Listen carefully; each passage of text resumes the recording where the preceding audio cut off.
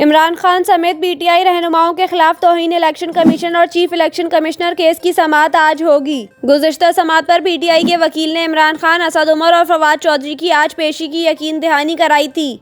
गुज़िश्ता समाअत पर पीटीआई के वकील ने मेंबर निसार दुरानी की सरबराही में 4 रुकनी बेंच के सामने मौक़िफ़ इख्तियार किया था कि फवाद चौधरी कराची में हैं, असद उमर भी शहर से बाहर हैं, इमरान खान जख्मी हैं, इनकी हाजिरी से इस्तिस्ना की दरख्वास्त दे रहे हैं।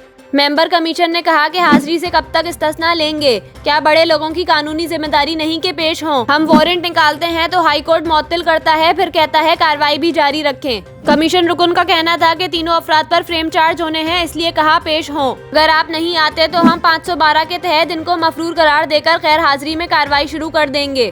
पीटीआई वकील नवीद अंजुम ने कहा था कि आइंदा समाअत पर पेश होंगे। इलेक्शन कमीशन ने केसेस की समाअत 1 फरवरी तक मुलतवी कर दी थी।